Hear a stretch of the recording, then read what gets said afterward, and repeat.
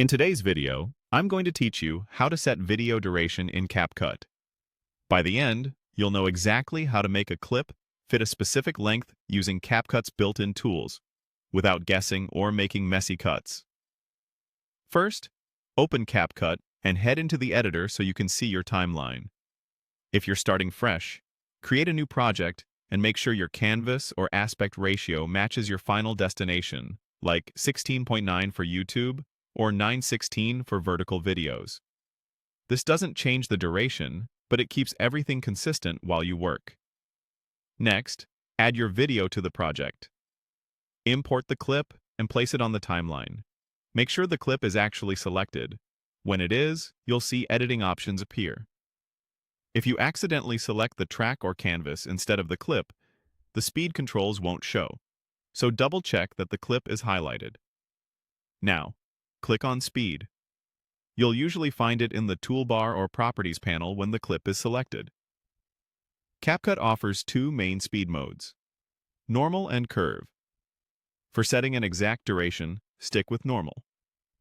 Curve is great for creative ramps, but it won't lock to a precise total length. Here's the key part. Set your desired duration. In the Speed panel under Normal, look for the Duration control. You can either drag the speed slider until you hit the time you want, or type in the exact duration if there's a field for it. Capcut will automatically adjust the playback speed to make the clip fit that target length. If your clip needs to be shorter, the speed will increase. If it needs to be longer, the speed will decrease. Keep an eye on the timeline's duration readout, so you can confirm the exact length in minutes and seconds. A couple of helpful tips as you dial it in.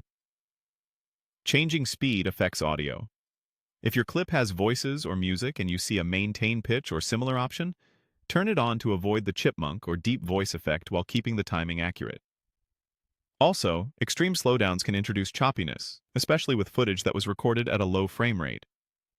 If the result looks jittery, try a more modest adjustment for smoother motion. Give the clip a quick preview. If it lands a fraction off your target, nudge the duration again until it matches perfectly. That's it. Your clip now fits the exact runtime you need, and you can continue editing with confidence.